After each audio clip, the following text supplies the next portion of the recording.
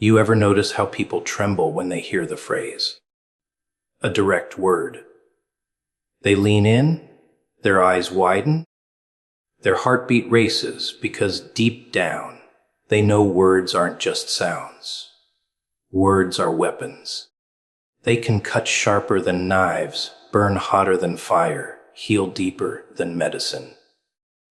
A single word can split families, start wars, crown kings, or drag them from their thrones.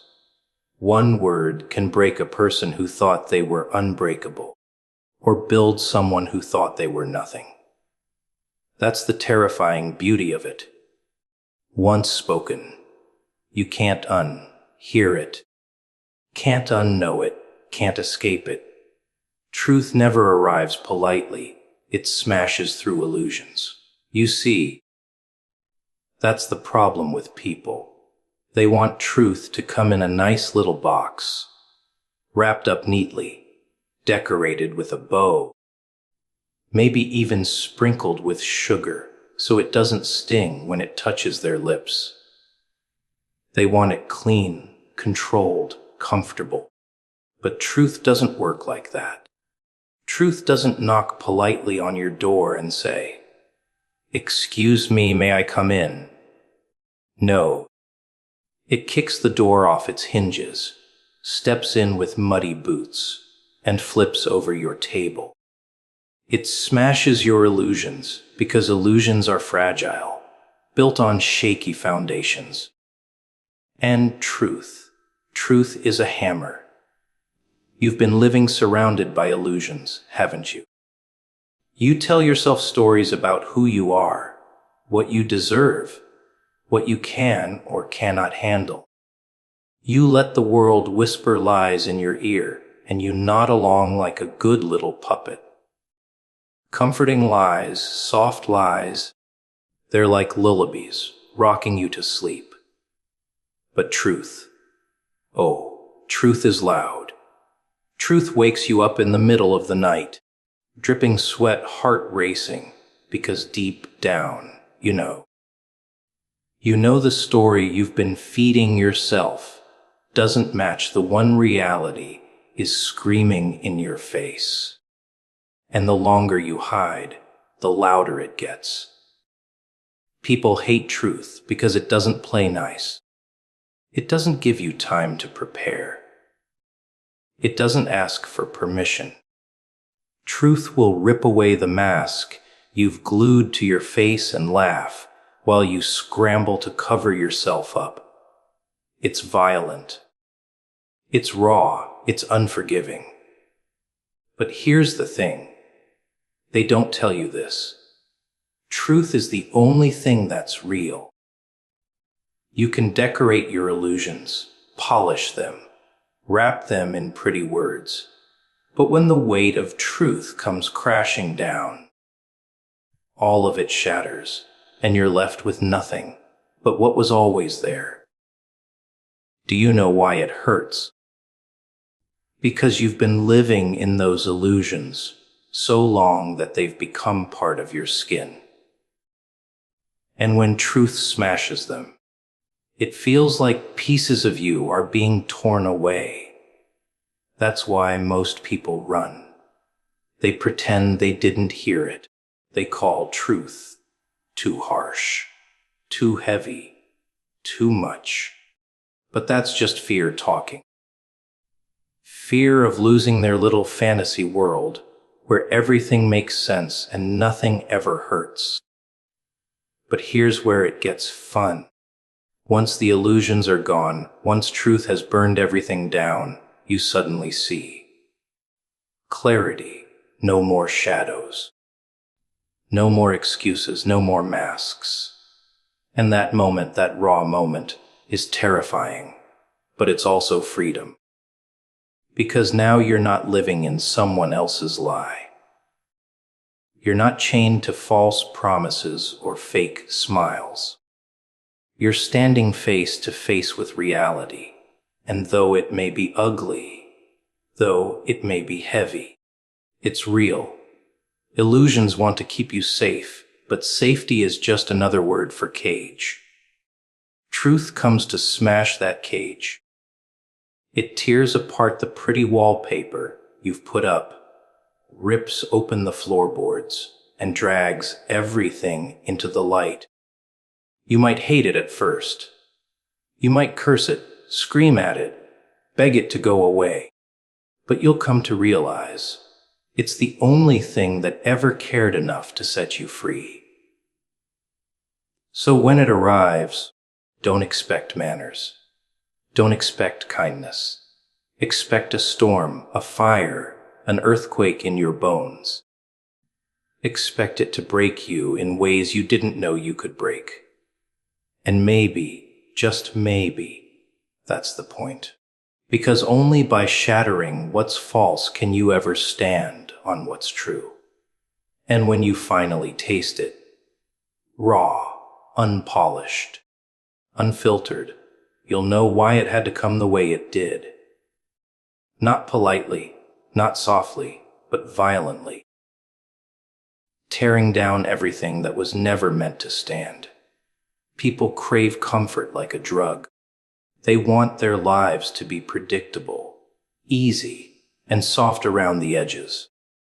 They'd rather wrap themselves in routine and call it stability, when in reality, it's just fear wearing a mask.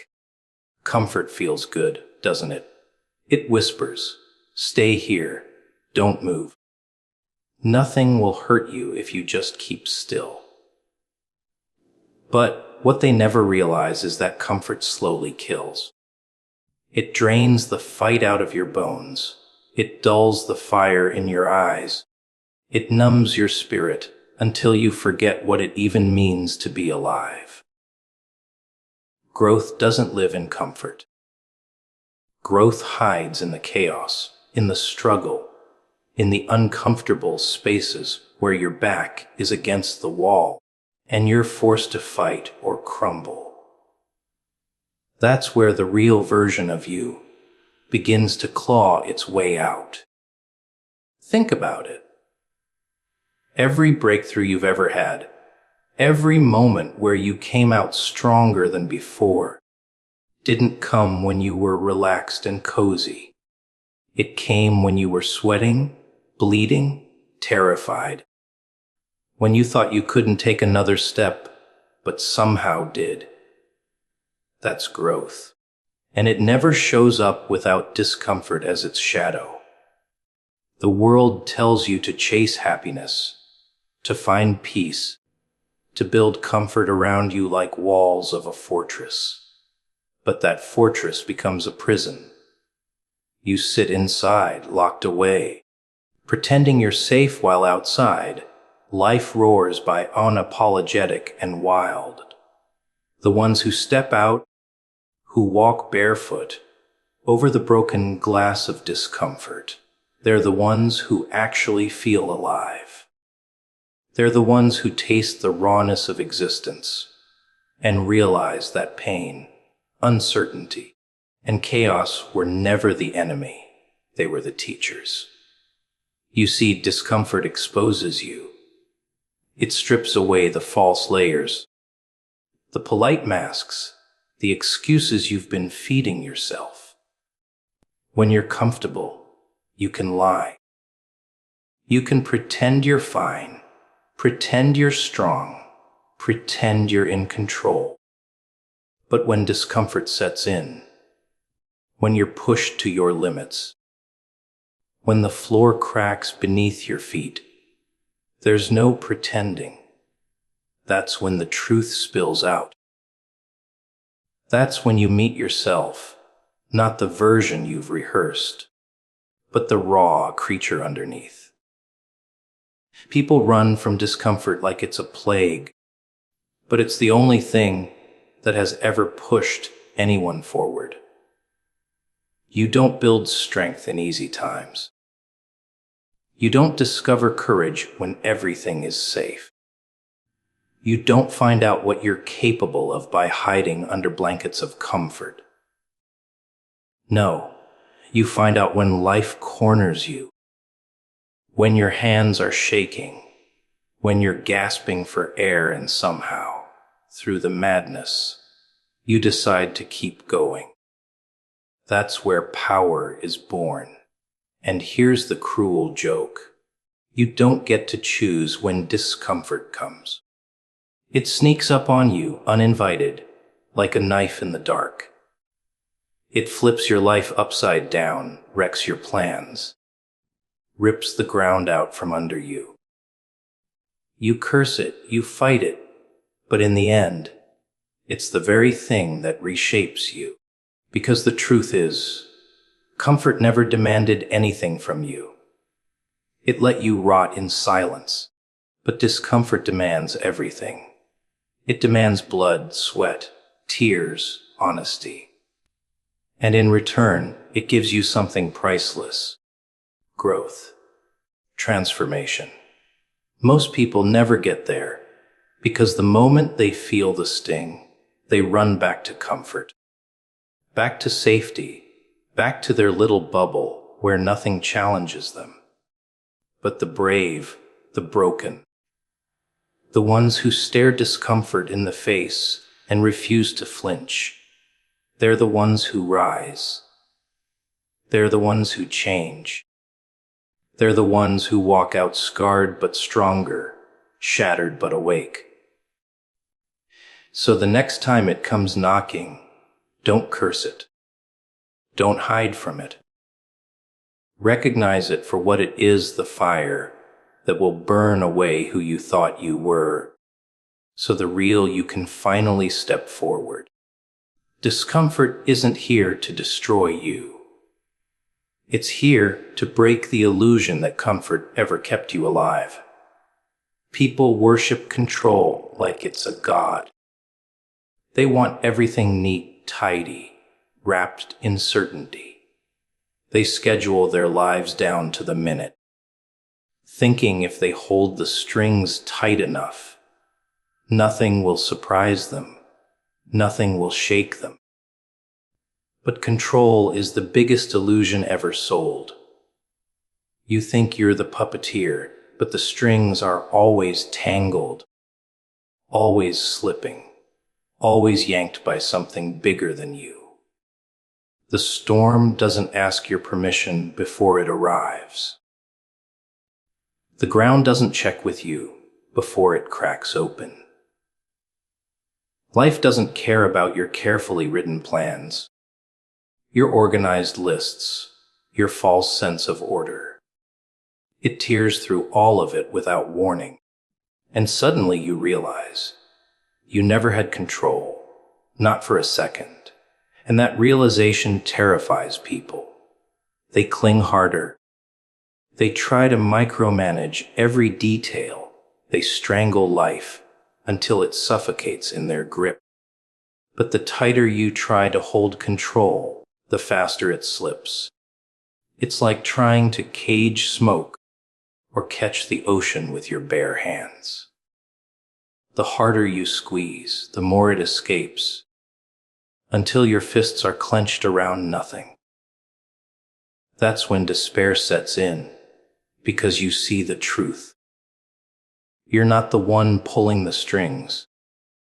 You're just dancing in someone else's play. But here's the twist. Losing control doesn't mean losing everything. It means freedom. Because once you stop pretending you're the master of it all, you can finally breathe. You stop fighting the waves and start moving with them. You stop trying to tame chaos and realize it was never your enemy. The storm isn't here to destroy you. It's here to strip away the delusion that you were ever in charge. And when you finally let go of control, when you surrender to the madness, that's when you find real power. Not the power of domination, but the power of adaptation. The power of resilience. People hate that word, surrender. They think it means weakness. But no, weakness is clinging to control, even as it crumbles in your hands. Weakness is building a tower of certainty on sand and acting surprised when it collapses. Strength is laughing in the face of the collapse and saying, "Fine. Let it fall. I'll build again, stronger, stranger, wielder." That's strength. To let go of the steering wheel and still trust that wherever you crash, you'll rise from the wreckage. Life is unpredictable because it has to be. If everything went according to your script, you'd never grow, never stretch, never bleed or heal.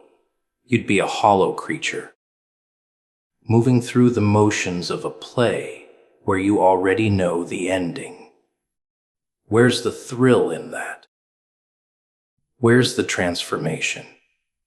No, the best parts of you are carved out in the chaos, shaped in the moments you had no control. When the script was ripped from your hands and the stage caught fire. That's where the truth burns through. And isn't that the secret? Deep down, you don't actually want control. You crave the unknown. You crave the danger, the unpredictability, the rush of not knowing what comes next. You crave it because it makes you alive.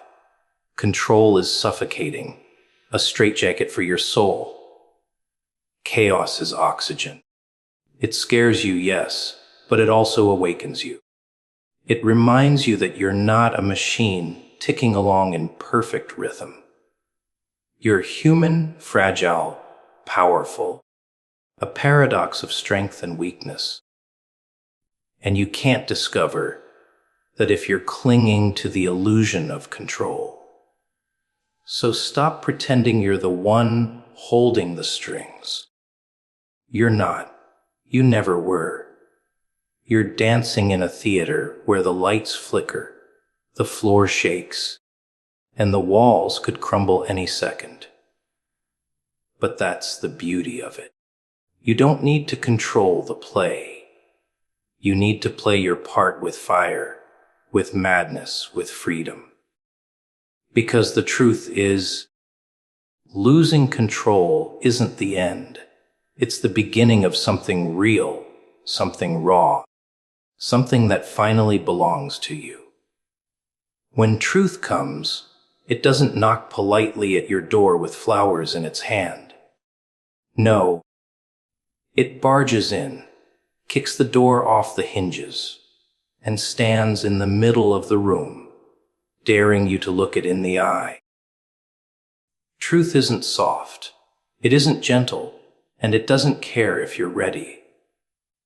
It arrives like a siren in the night, like a spotlight that blinds you, exposing everything you thought you could hide. And in that moment, you have a choice. Cover your ears and pretend you didn't hear it, or face it head on and let it burn away the lies you've been living under. Most people choose silence. They shrink, they deny, they wrap themselves tighter in the comfort of their illusions. Because silence feels safer. Silence feels easier. But silence is the slowest poison you can drink. You swallow it sip by sip, thinking you've escaped the pain of confrontation, only to realize it's been corroding you from the inside. Truth demands a response, because ignoring it doesn't make it disappear. Ignoring it only gives it more power, lets it loom larger, until it grows so heavy you can't move under its weight. You can pretend not to see the cracks in the walls, but the building is still collapsing around you. You can look away from the wound, but the blood keeps dripping. That's the nature of truth. It will not leave quietly. And the thing is, truth doesn't care about your timing. It doesn't wait until you're prepared. It doesn't check if your life is stable enough to handle it. It crashes in when you least expect it, when the masks are still on, when the lights are still dim. It rips away the curtains and shows everyone the stage for what it really is. And in that flash, everything you thought you controlled, everything you thought was hidden, is laid bare. That's why people fear it. Not because truth is complicated, but because it's simple. Brutally simple. Look around. Most people don't really want the truth. They want comfort dressed up as honesty. They want soft words that soothe, not sharp edges that cut. They say, "Be real with me." But what they mean is, tell me a version of reality I can stomach. But reality doesn't bend to your appetite. It doesn't dilute itself to keep you comfortable. It slices through pretense, and the cut is always deeper than you expect. And that cut demands a response. You can scream, you can fight, you can deny, but you cannot stay silent forever. And maybe that's the gift buried inside the pain.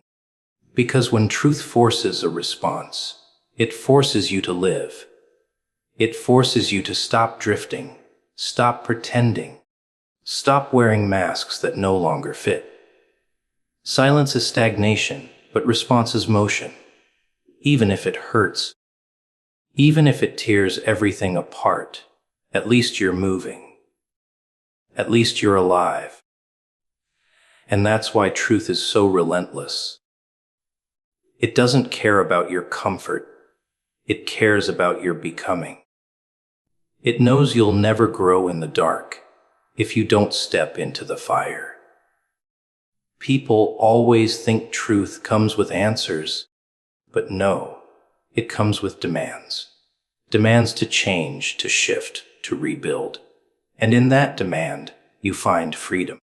Because silence may keep you safe, but it keeps you trapped. A response may shatter you, but from those pieces, you can finally build something real. Something that isn't a lie.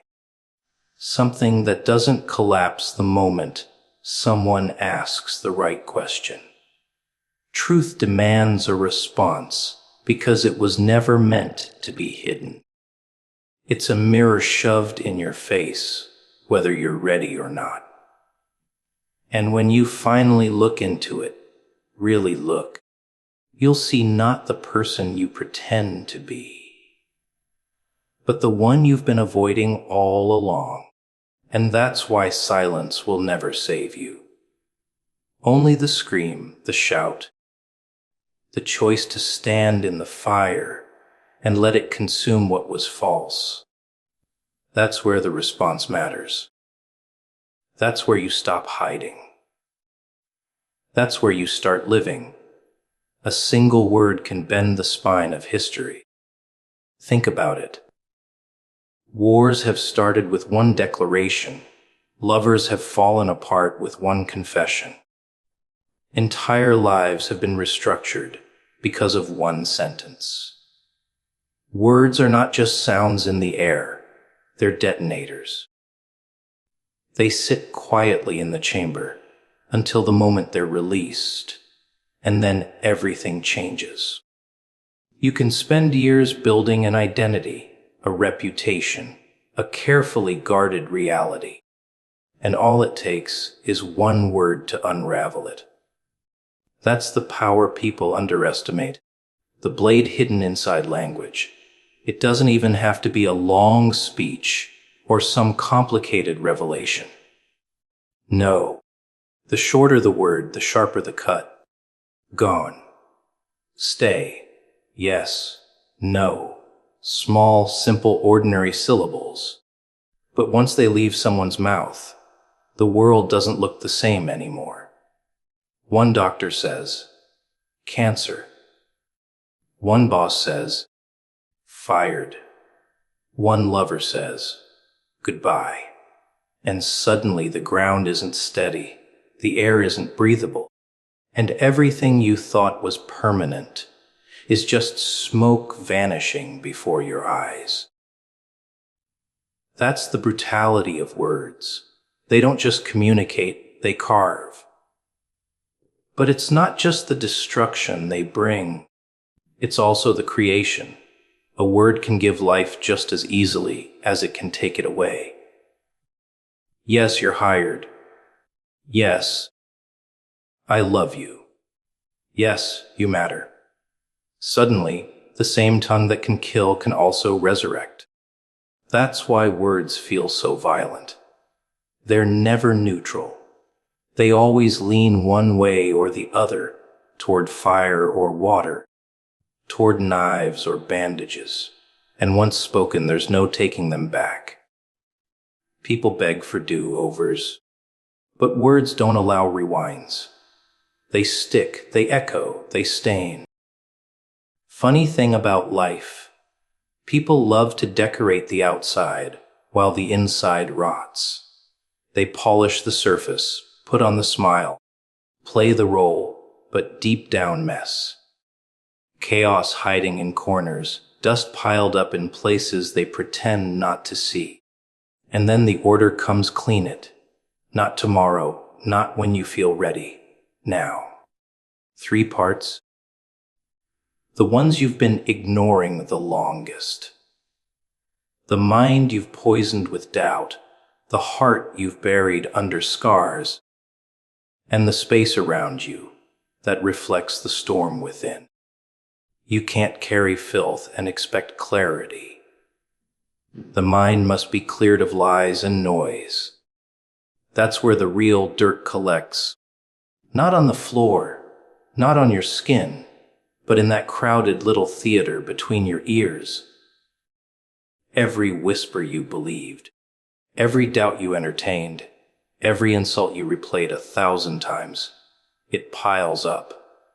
And like dust, you stop noticing it after a while. You live in it, you breathe it, you carry it, but you think it's normal. That's the trick. You don't even realize your thoughts have been hijacked. The filth feels like home, and the lies sound like truth. Look at the way the mind works when it's dirty. You wake up already drowning in noise. Before your eyes even open, the voices are there: you're not enough. You can't do it. Why even try? That's not you speaking. That's residue. That's the garbage you've collected over years from people who never saw your worth. From failures you never let go. From fears you fed instead of starving. And you wonder why peace feels impossible. How could it not? When you're living in a landfill of your own thoughts. Clearing the mind isn't about pretending the dirt was never there. It's about dragging it out into the light. You've got to grab the lies one by one and rip them up by the roots. Question them, expose them, strip them until they lose their power. You believed them for so long that they became automatic. They fire off without permission, convincing you they're part of who you are. But they're not. They're squatters, parasites, and the only way to reclaim your space is to evict them. But here's the catch. Cleaning the mind isn't comfortable. It feels like war. Because lies don't leave quietly. They fight back. They scream louder. They twist themselves into new shapes. They disguise themselves as logic, as caution, as humility. They try to convince you that keeping them is safer than living without them. That's why most people quit halfway. They'd rather live with the poison than go through the pain of removing it. But poison doesn't stay still. It spreads. And the longer you let it sit, the deeper it seeps. Noise is another enemy. Not just the lies in your head, but the endless chatter you invite from the outside. Screens, voices, distractions, all of it filling the gaps so you never hear yourself think. And you like it that way, don't you? Because silence is dangerous.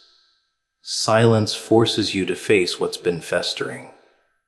That's why you keep the noise on, always, like a shield. But all that does is bury you deeper under layers of static. The truth is, the mind can't heal when it's suffocating in constant noise. It needs space, it needs quiet, it needs stillness. Otherwise, it stays dirty, no matter how much you try to patch the surface. Cleaning the mind means discipline. It means choosing what you let in. Not every word deserves to land. Not every opinion deserves to root. Not every thought deserves to stay. Most of what fills your head doesn't belong there. But because you never filter it, it takes over. Imagine leaving your front door open every night, letting strangers wander through your home. That's what you do with your mind when you consume everything without question. You let intruders plant their dirt, and then you wonder why you feel heavy, why you feel lost. You can't escape the truth if the mind is filthy. Nothing else works. Your decisions rot. Your emotions twist. Your perspective collapses. You end up sabotaging yourself without even knowing why. You think it's the world against you, when really, it's your own unclean mind dragging you down. That's why the order comes, first clean it. Don't decorate it. Don't hide it. Don't excuse it. Clean it. Because the lies and noise won't leave on their own.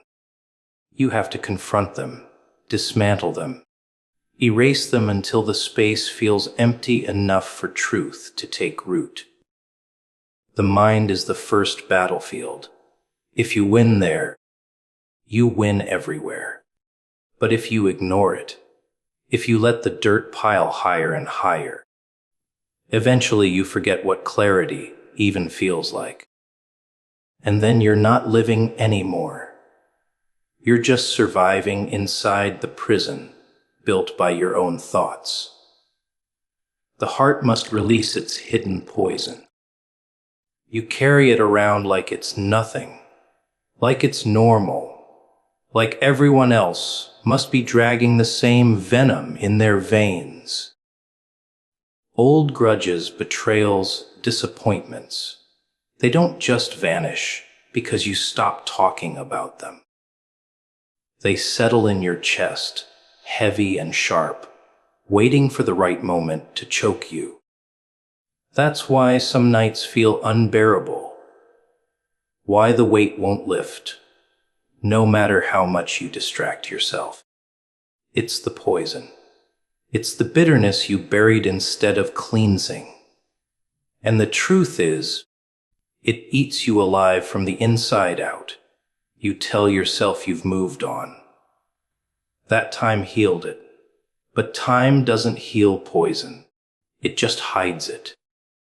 And the longer it stays, the more damage it does. Every unresolved wound hardens into resentment. Every betrayal you never released becomes a chain.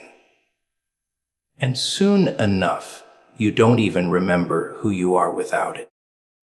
You start seeing the world through the filter of that pain. Trust feels dangerous, love feels foolish, joy feels fake. You don't realize it's not the world that changed. It's your poisoned heart distorting everything you see. The worst part, you get comfortable with it. You mistake numbness for strength. You call it wisdom, maturity, realism. But really, it's infection. You're not tougher, you're just colder. You didn't rise above the pain. You buried it deep enough to pretend it's gone. And you think that makes you safe. But all it does is rot you silently until one day it spills over in ways you can't control. Anger you can't explain. Jealousy that eats at you. Emptiness that won't leave. That's the poison making itself known. Releasing it isn't gentle. It feels like tearing open old wounds. It feels like bleeding all over again. That's why people avoid it. They'd rather carry the poison quietly than face the sting of letting it go. Forgiveness, for example, isn't about excusing the one who hurt you. It's about draining your own veins before you collapse. But forgiveness feels unfair, doesn't it? You want them to pay. You want justice. You want them to feel what you felt. So you hold the poison tighter, thinking it hurts them. But it doesn't. It only corrodes you. It takes courage to face the poison, to sit with the rage, the betrayal, the grief, and admit it's still there. To admit that no amount of distractions, no amount of pretending ever erased it. You've got to dig it out piece by piece, even when it burns.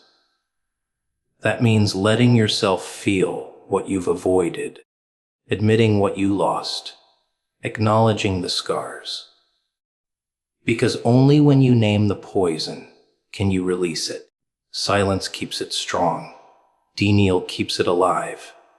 But exposure weakens it, and once it's gone, once the poison drains, something shocking happens. Your heart feels lighter. Your chest doesn't ache the way it used to. You don't wake up bracing for impact every morning. Trust doesn't feel like suicide anymore. Joy doesn't feel like a trick. The world starts to look different, not because the world changed, but because your heart isn't distorting the view anymore. Without poison, the heart can breathe. And a heart that breathes gives life instead of draining it. Most people will never experience this freedom because they cling to their poison like a trophy. They tell themselves their pain defines them, that their bitterness is what keeps them strong. But strength isn't about carrying poison. It's about purging it. Anyone can drag chains. It takes real power to drop them.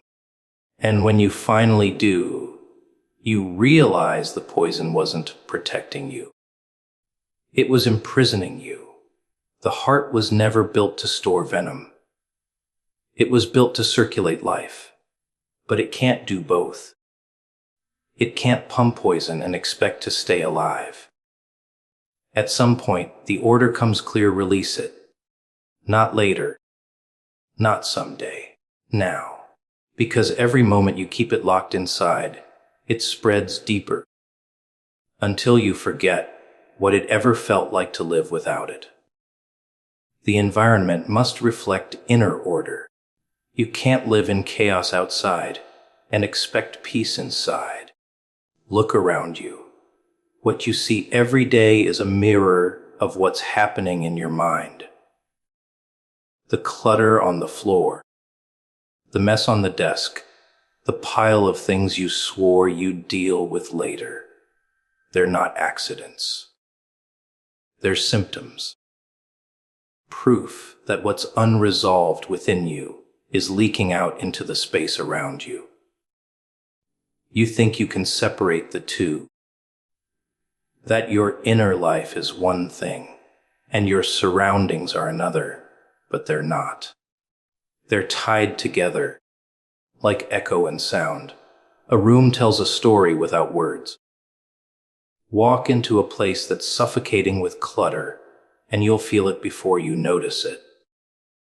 Heavy air, restless energy.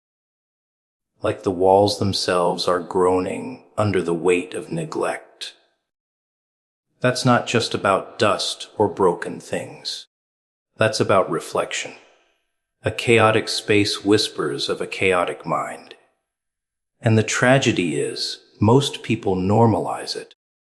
They get used to the disorder, step over the mess, numb themselves to the disarray. But the subconscious never stops noticing.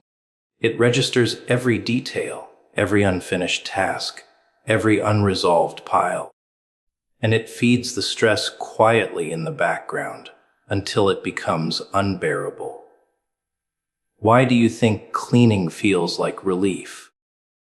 Why do you think clearing out a space feels like you've shed a weight you didn't know you were carrying? It's because your environment is a constant conversation with your soul. When it's clean, your mind breathes. When it's ordered, your focus sharpens. When it reflects care, your spirit feels valued. But when it's dirty, neglected, suffocating, you're reminded of every lie you've been telling yourself. That you're fine when you're not. That you're in control when clearly you're not. The environment exposes the truth you try to hide. But here's the real sting. It's not just about physical clutter. It's about energy. The people you keep around, the voices you let in, the habits that seep into your space. You can scrub the floors spotless. But if you keep poison in your circle, the environment is still polluted. You can buy the best furniture, the most expensive decorations, but if the energy in the room is heavy with anger, bitterness, resentment, the beauty means nothing. An environment isn't alive because of what fills it. It's alive because of what it allows or refuses. And the wrong presence can rot even the most perfect space. That's why order isn't optional. It's survival. The environment shapes how you think, how you feel, how you act. Wake up in a space that screams neglect, and you'll carry that neglect into your day. Wake up in a space that breathes clarity, and you'll feel different before you even open your mouth.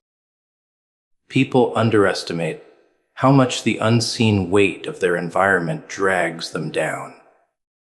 They think it's harmless, that they can thrive while surrounded by clutter and noise. But you can't. You're lying to yourself. The proof is in your exhaustion, your lack of focus, your constant sense that something is missing.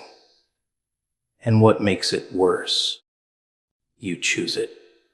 Every day you choose whether your environment heals or harms you, whether it sharpens you or dulls you, whether it lifts you or buries you.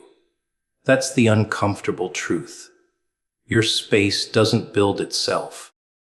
It's a reflection of what you tolerate, what you prioritize, what you allow. So when it's chaos, don't pretend it's just bad luck. It's your inner disorder written on the walls. And when you clean it, when you align it, when you breathe life into it, it's not just a room changing, it's you changing.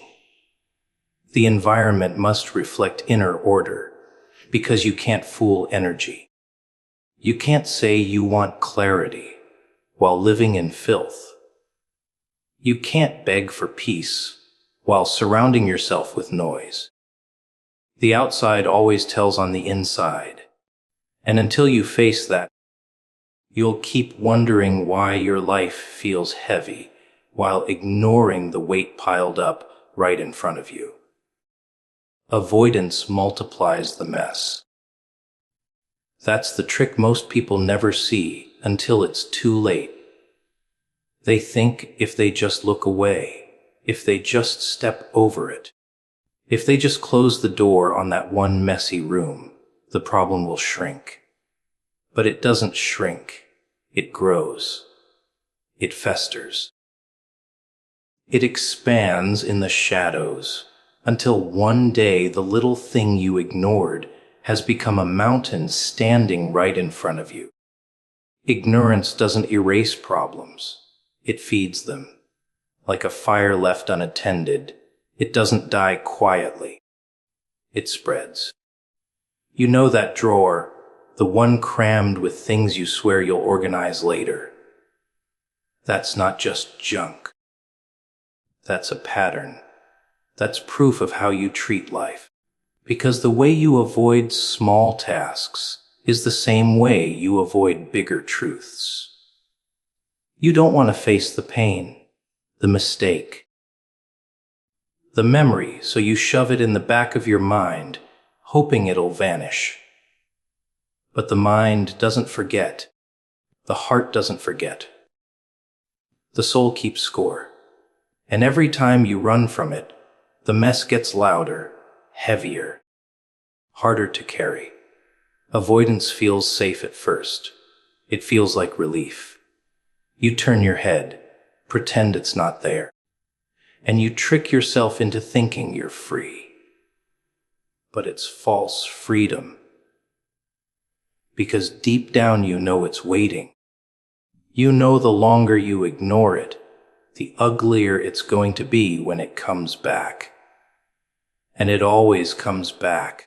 A debt unpaid doesn't disappear, it compounds. A wound untreated doesn't heal, it infects. A mess untouched doesn't vanish, it multiplies. The universe has a cruel sense of humor. It never lets you escape what you owe. Think about relationships. One honest conversation avoided today becomes 10 lies tomorrow. One apology you refuse to make turns into years of distance. One truth you bury in silence becomes a wall that no one can break through. That's how people lose everything. Not because of one big explosion, but because of thousands of tiny avoidances that piled up until the whole thing collapsed. And it's the same with yourself. That one habit you ignore because it's not that bad. That one thought you don't challenge because it's harmless. That one choice you delay because there's still time. Those are the cracks. And cracks don't stay cracks. They spread. They break foundations. Avoidance turns ants into monsters, sparks into infernos, whispers into screams. What makes it dangerous is how normal it feels. Everyone does it. Everyone convinces themselves they'll deal with it tomorrow. But tomorrow doesn't come. The problem grows while you sleep. And by the time you finally look at it, it's no longer something you can control. It's controlling you. You become a prisoner of the very thing you refuse to face. And here's the twisted part. You know it. Deep down, you always know when something's wrong. You feel the weight of it pressing on you in quiet moments. You feel the guilt when you look in the mirror. You feel the anxiety when you try to distract yourself. Avoidance doesn't erase the truth. It just forces you to carry it in silence. And silence makes it heavier. So every time you choose not to act, not to speak, not to confront, you're not avoiding the mess. You're multiplying it. You're feeding it. You're giving it room to grow until it becomes something you can't escape. And by then, what's no longer about cleaning up. It's about surviving the storm you created by doing nothing. Cleansing creates space for strength. Most people think strength is about adding more. more weight on the shoulders, more tasks on the list, more noise in the room, more trophies on the shelf. But strength doesn't grow in clutter. It grows in space. It grows when you strip away what doesn't belong, when you let go of the junk that suffocates you, when you stop dragging corpses of old habits and old pain into every new day. You want to be stronger. Then stop carrying what's killing you. Think about it. Have you ever seen a warrior walk into battle carrying every useless thing he owns? No. He carries only what serves him, only what sharpens him, only what will keep him alive. Yet people walk into their daily battles loaded down with regrets, grudges, fears, and excuses. They want strength, but they refuse to release weakness. They want power, but they hold on to poison.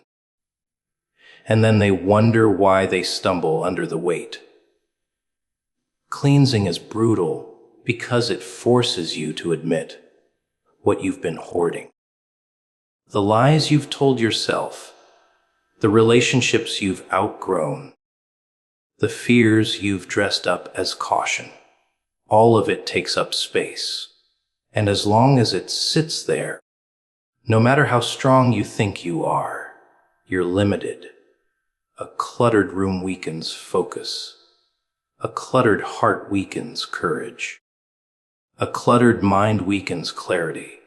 You can push, you can grind, you can fight, but you'll always hit the wall that your own mess has built around you. The power of cleansing is in subtraction, not addition. You tear down the noise until only what matters remains. And when the noise is gone, you discover something terrifying.